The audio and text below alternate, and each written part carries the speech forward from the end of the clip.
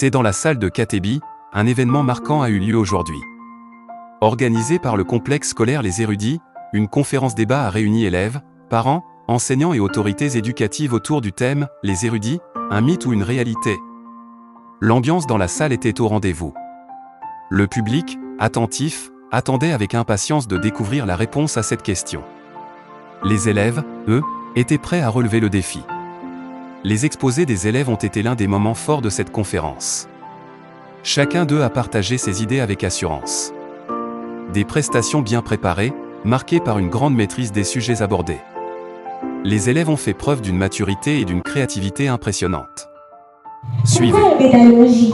Eh bien, la métallurgie est essentielle dans plusieurs domaines, tels que le domaine des constructions et infrastructures, le domaine des défenses et aérospatiales, le domaine des technologies et électroniques, le domaine des industries manufacturières. Étymologiquement, la première matière de la métallurgie, c'est les minerais, lequel est l'extrait de métal. Nous sommes devant vous pour vous parler de l'extraction par solvant, qui est la méthode de purification la plus utilisée en métallurgie. L'extraction par solvant est une méthode essentielle en métallurgie pour séparer et purifier les métaux dans les solutions aqueuses.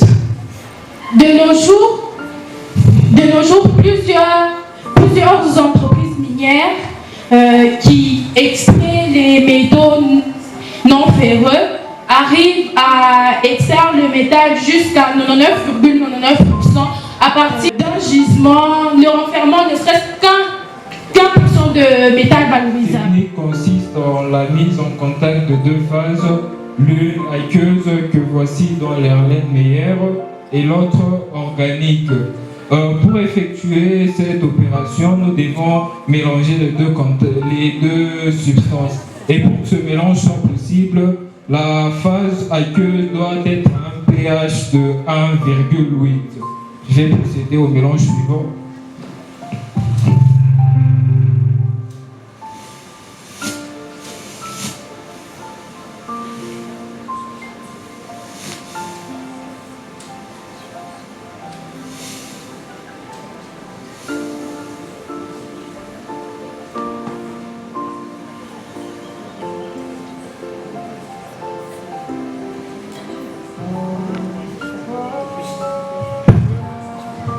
Cette phase aqueuse provient de la lixiviation et la phase organique est préparée à 70% de diluant et 30% de l'extractant.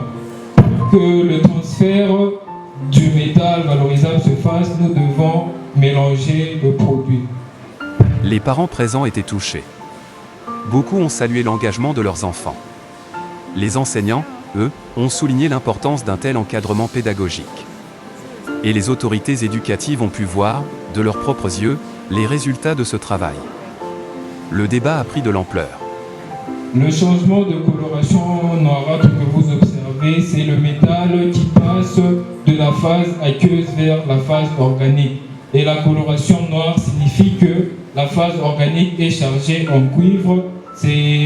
La solution est appelée extrait et la phase en bleu qui tend vers le clair est appelé raffinat. C'est une phase pauvre en cuivre. De ce fait, nous allons séparer les deux substances.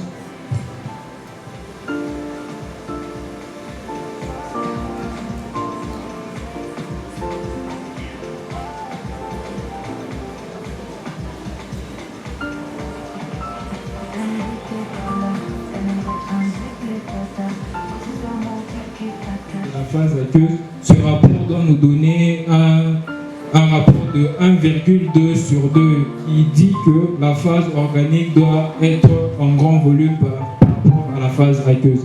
Je vous remercie. Les érudits, une réalité. Merci. Franchement, les enfants manqués, nous disons ce n'est qu'une première, nous voulons que ça soit plus que ça. Merci.